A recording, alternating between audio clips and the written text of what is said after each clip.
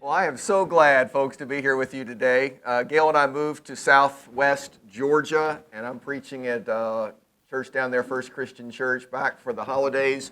Gail's actually with our grandbaby, son and daughter-in-law this morning. I'll join them this afternoon. She chose the grandbaby over me. I don't get that, but anyway, that's where she is.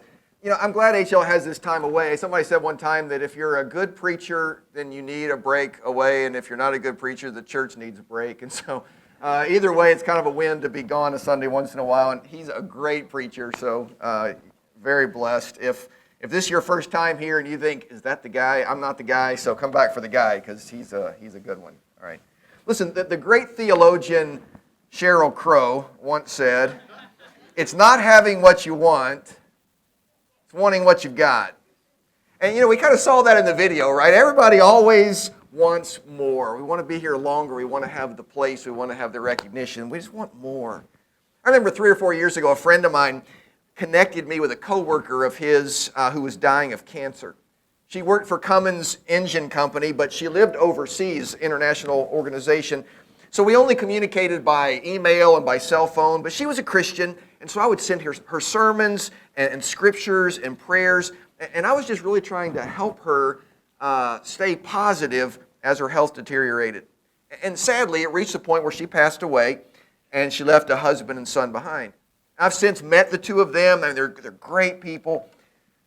But I'm really into photography, and so is her husband. And so a while back, he gave me a couple of lenses for my Canon camera. Now, they weren't super expensive lenses, but they were really nice. And the fact that he would extend that grace to me was just really an awesome thing. And I was so grateful. I sent him an email expressing my thanks for his generosity, and everything was fine until he sent an email back to me. And among other things, he said, I wish I had known sooner that you were into photography. A while back, I gave away a set of L lenses because I had 2 sets. Now, for those of you who don't know much about Canon cameras, their L series lenses are their professional lenses. The cheapest ones start at about $1,200, and they go up quickly to $2,000, $5,000, $10,000, even higher. I don't own any L lenses, and I don't know what he considers a set of L lenses, but I don't know why he had to tell me that he gave one of those away. I mean, I've got like a heart murmur now because he told me that, you know? I mean, I was content with 2 very nice lenses that he gave me until he told me that he had given away a set of L lenses. I'm over it now, almost, but I mean, why would he tell me that? It is hard to be content when the people around you have stuff you can't afford.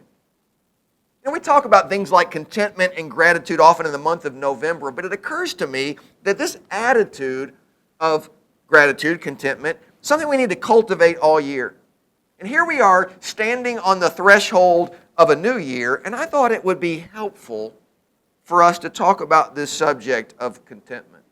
Now, we are bombarded every day with advertisements, especially during the holidays. I mean, face it, the 2 biggest shopping days of the year are the day after Thanksgiving and the day after Christmas. Unless you're my father-in-law who only shopped on Christmas Eve. But for most people, those 2 days, and it's all for right now, and advertisers have one purpose. It's to convince us that our lives are incomplete until we own their product.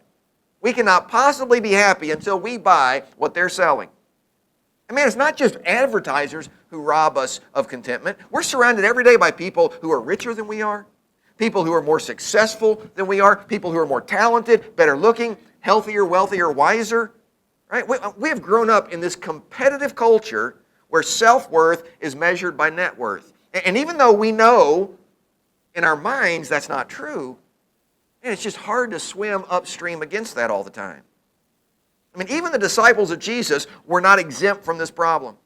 And they were an amazing group of guys. They left everything to follow Jesus. But they struggled with contentment just like we do. Over in Matthew 19, it tells about a wealthy man who came to Jesus wondering what it would take for him to receive eternal life. And Jesus knew that money was this guy's biggest obstacle, so he said, all you need to do is give away everything, and then you can come follow me. And the Bible says the man went away sad because he had great wealth.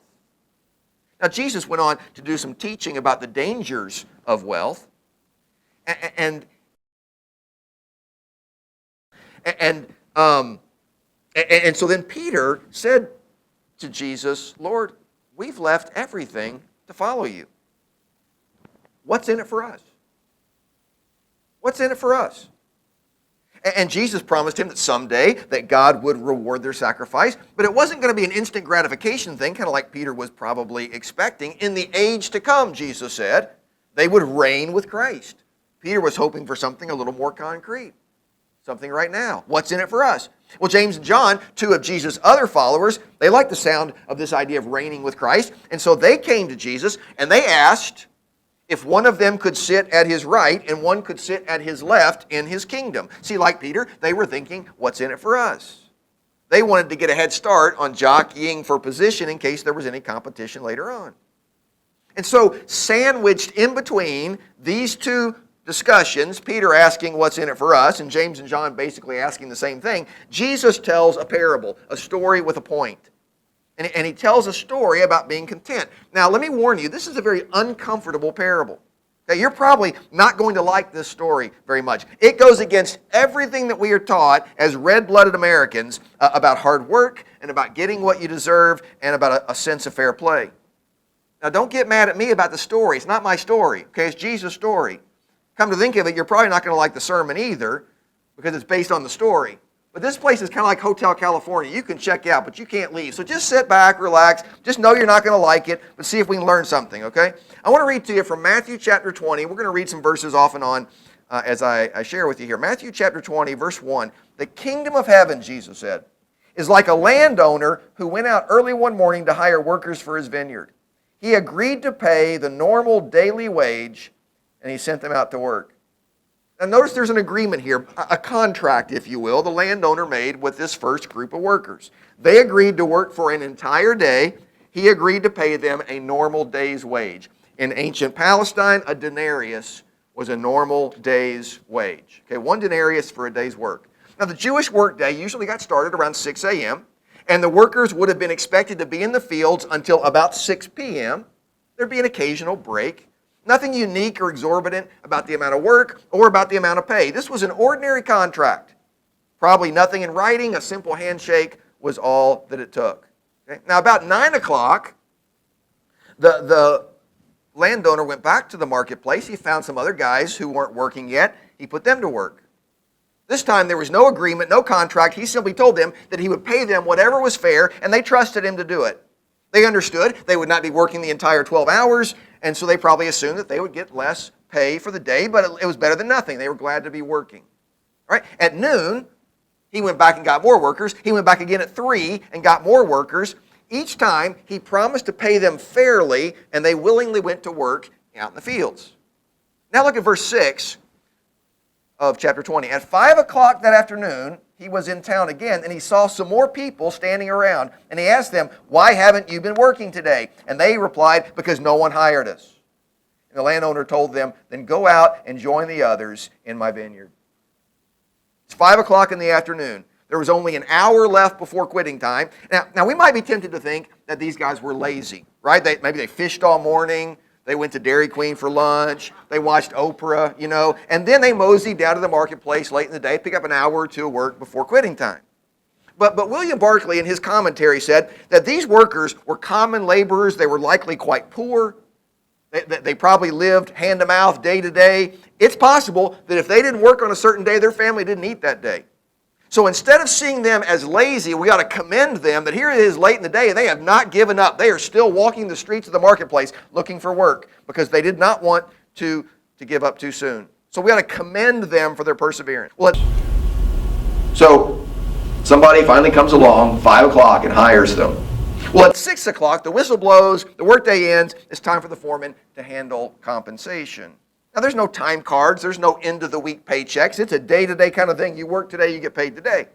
So verse 9, when those hired at 5 o'clock were paid, each received a full day's wage. Now, I want you to imagine that you're one of those workers who had just put in a 12-hour shift. You have stooped over and sweated in the hot sun all day long, and now it's quitting time, and the guys who had only been here an hour just got a denarius, a full day's pay. And man, you get excited. You start doing the math in your head. And math's not your strong suit, but you're thinking, all right, 1 hour, 1 full day's wage, 12 hours, that's like 2 weeks worth of pay for 1 day. And man, you're excited. You think, okay, well, I did go to lunch. All right, you know what? I'll take 11. We're not going to squabble over that, right? I mean, you're excited about this big payoff. But now look at verse 10.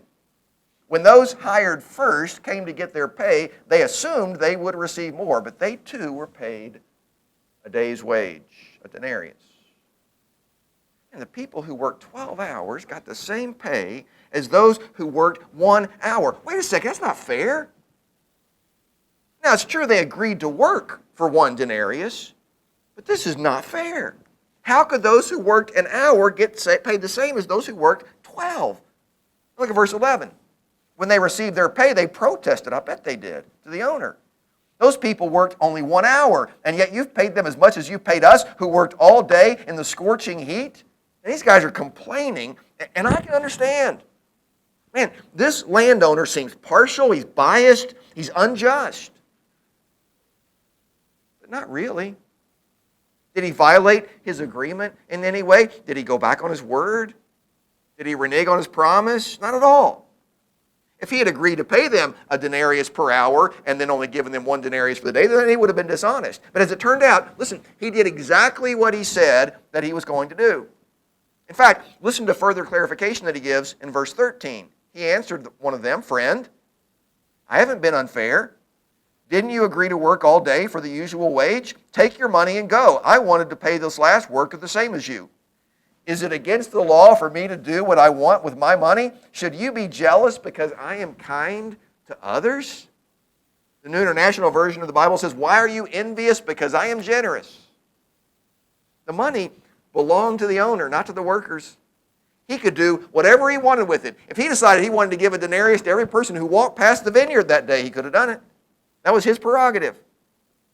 He realized that those guys who came late in the day, they had spent the day looking for work, waiting for work. They had families to feed, and he wanted to be generous with them. Why not? But it seemed unfair. And the hardest workers suddenly felt cheated because they had shown so much initiative.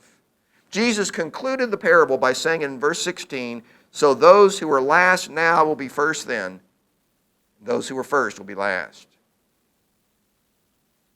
Now, I don't know about you, but this is a hard parable for me.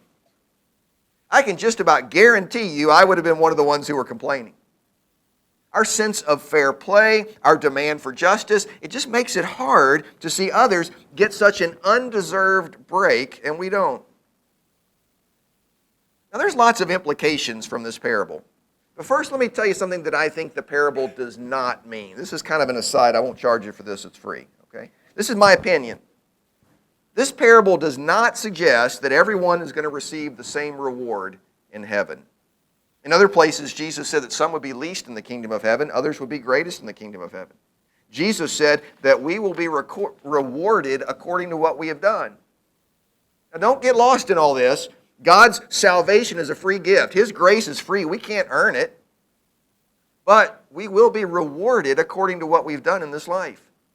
Now, this parable is a picture of God's grace. It's not a lesson about equality in heaven. Okay? So what does it mean, this parable of the workers in the vineyard?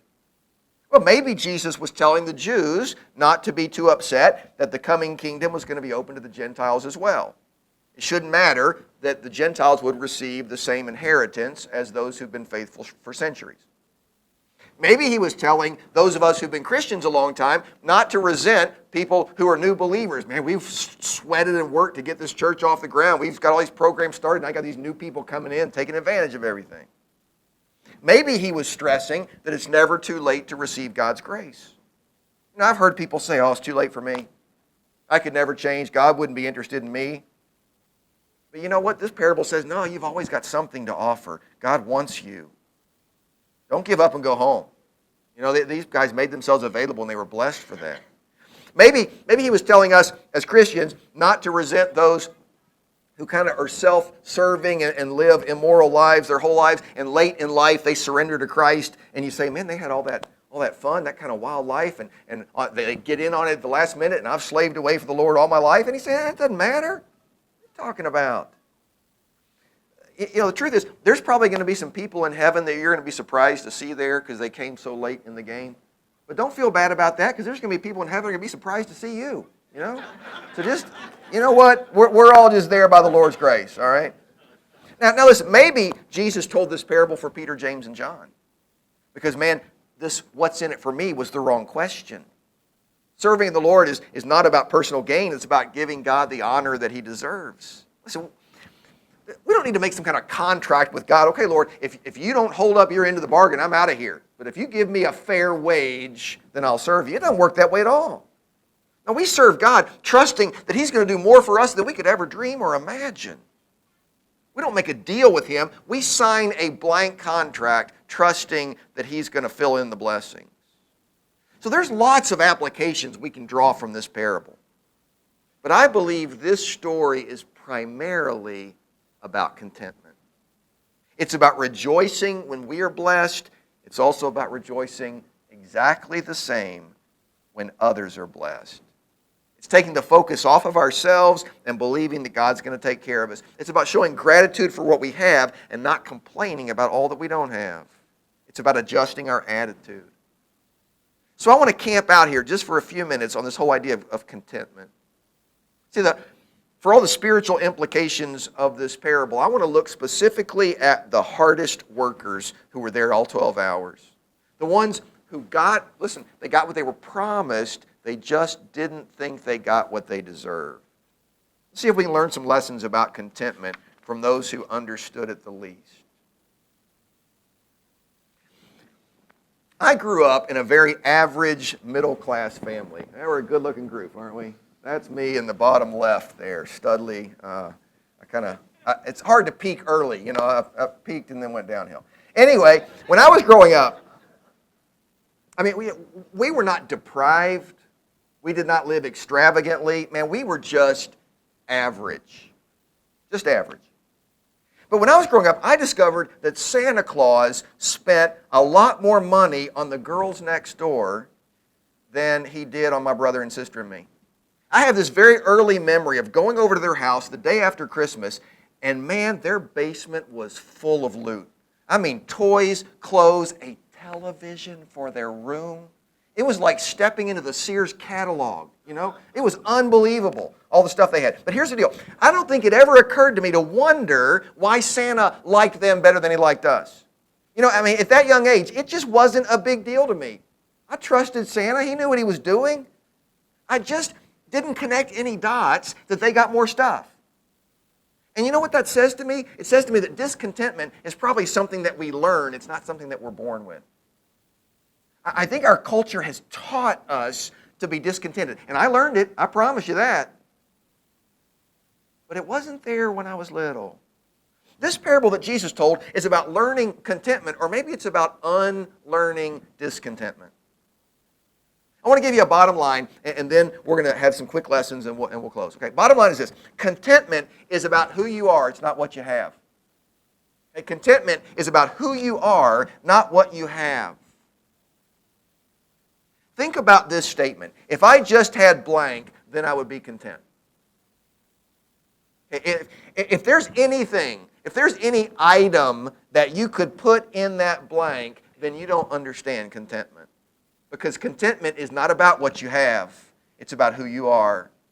It's not about what you own or what the bank owns that you're making payments on. It's about who you are. It's about the kind of person that you've decided to be based on your attitude, based on the outlook that you have chosen for yourself. And think about all the things that make us discontented. My house is fine until I get invited to the house of somebody that has a house a lot nicer than mine. My car is fine until I ride it with somebody whose car puts mine to shame. My spouse is fine, or my girlfriend, boyfriend is fine until I meet Mr. Right or Mrs. Perfect across the street. Right? My job is fine until I find out how cool it is to work wherever. My wife Gail and I went on a mission trip several years ago to India and to Japan. And the missionary in Japan, I remember this is great, he was introducing me at an English class that he taught to some Japanese ladies. And he was telling them in Japanese who I was. And at that time, I was a teaching pastor at a church. And so he said blah, blah, blah, something about the Bible. And then I heard him say the word sensei. And I said, Mike, did you just call me a Bible sensei? And he said, well, yeah, I was just kind of thinking since you're a teaching pastor, that'd be the best way. No. That's awesome. I'm a Bible sensei. I thought about putting that on my business cards. Mark Jones, Bible sensei. I get introduced at speaking engagements. Here he is, Mark Jones, the Bible sensei. I go to Rotary. I'm a Bible sensei. How cool would that be? But then I thought, wait a minute. Can you imagine being a pastor across town? You're a student pastor, or a missions pastor, worship pastor, maybe you're a lead pastor. And you feel so good about your position until you found out that the Bible sensei was over there in his dojo and he was teaching the Word of God. How could you be happy ever again, right? Now, I'm just kidding about all that. But the reality is, man, we struggle so much with who we are and what we do, right? Contentment about our jobs. We work and we strive and we push and we think we're getting somewhere and we look over and somebody seems to be getting there a lot faster than we are. And we want to affirm ourselves. We get so focused on proving our value that we lose sight of our blessing. Let me say that again. We get so focused on proving our value that we lose sight of our blessing. So what do we do? And how do we cultivate a sense of contentment? Well, Jesus makes some suggestions. Okay? First of all, accept the fact that life is not fair. I don't know how to break this to you, but life is not fair. We hold these truths to be self-evident that all men are created equal. That is just a bunch of garbage. I play basketball every week with guys who are exhibit A, that all men are not created equal. And I didn't have a picture of myself playing basketball, so let me just show you this. This is just the gist of, there I am, okay? That's how I feel playing basketball, okay? Like I'm surrounded by people that are so much bigger and better. Let's get that photo off the screen. That's horrible. But let me tell you, our forefathers, when they said that all men are created equal, they meant that we are all equal in value in the sight of God. Absolutely. But there are always going to be people who know more than you. There are always going to be people who have more than you. There are always going to be people who accomplish more than you. There are going to be people who are better. They get a better deal than you get. You're going to work harder for less pay than people you know. Guaranteed. At least in your mind. Life is not fair in the way that most of us define fairness. But here's the deal. In light of the majority of people in the world, we are ridiculously rich. Okay? Blessed beyond reason. Most of us grew up wealthier than perhaps 95% of the world's population. You and I just as easily, in fact, statistically, much more likely that we would grow up in a slum in India, or a tribal village in Africa, or a despised Tutsi in Rwanda that the Hutus a few years ago tried to annihilate. And life is not fair. And truthfully, I have no idea why most of us got it so well, right? We are the anomaly globally in all of this. Is this making sense? We need to remind ourselves sometimes that if we think we're going to get the same deal as everybody else, we better be thankful that we're not getting the same deal, because we're getting a pretty darn good deal. And we need to remind ourselves of that. Sometimes you get a break, sometimes the other guy gets a break, but let's not complain too loud, because sometimes we get a pretty good deal. Okay? Contentment's about who you are, it's not what you have. All right, number 2, refuse to compare. This goes right on the heels of the other. This is the most dangerous trap when it comes to contentment. We spend so much time checking out the deal that other people got that we fail to appreciate the deal we've got. Right? For 14 years, I was in a study group with about 6 or 8 guys that we met at Southeast Christian Church here in Louisville, and I worked on sermons every Thursday for a couple hours. And Bob Russell was the leader of that group. And sometime back in the 90s, when his first book came out, Bob signed a copy and gave it to each of us in the group. And he wrote in mine, "To Mark, my coworker and brother, Bob Russell." Coworker and brother.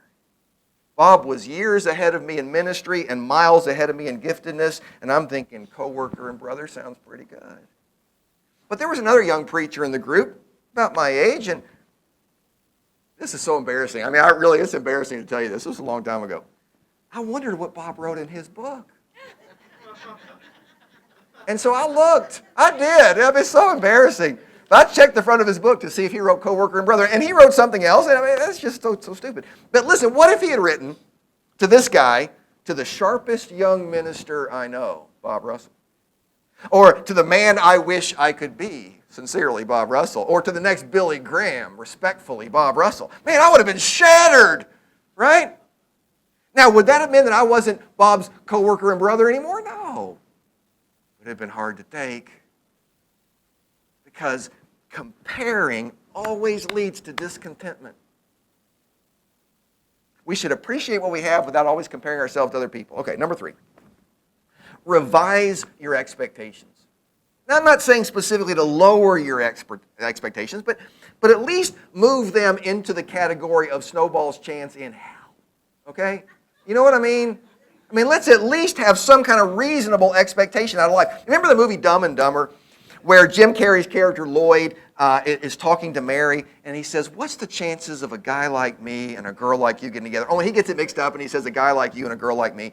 And Mary says, not good, Lloyd. And he says, what's that mean, not good? 1 in 100? And she says, more like 1 in a million. And he says, so you're telling me there's a chance. Right? And then later in the movie, he finds out she's married, and he says, married? What was all that 1 in a million talk? Right? I mean, it's the classic example of unrealistic expectations. It's like the guy who plays the lottery as part of his financial planning, right? More likely to get struck by lightning like 7 times before you win the Powerball. But hey, you're telling me there's a chance. Right? We need to have realistic expectations. Life will not go as planned. In this life, Jesus said, you will have trouble. There will be people who oppose you. In fact, Jesus said, it's a negative thing if nobody ever opposes you because it probably means you're not standing up for anything. Right? There will be challenges, there will be opposition, there will be disappointments, there will be failures in this life. And if we don't accept that fact, our expectations are going to rob us of ever being content. That's what happened to the guys in the parable. Right? They thought contentment was about what they got rather than who they were. So that kind of brings us to this last suggestion, and that's rejoice when others prosper. You make a conscious decision to be happy when other people are blessed. You know, we even pray that they'll be blessed. I mentioned Bob Russell a few minutes ago. Man, Bob preached for 40 years at Southeast Christian Church. He went there, the church was running about 110, and they grew to almost 20,000 during his 40 years there. And while they were experiencing that explosive growth in the 90s, I preached for 7 years at Fern Creek Christian Church, just a few miles away.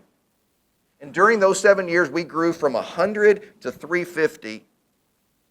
And while we were growing by inches, they were growing by thousands.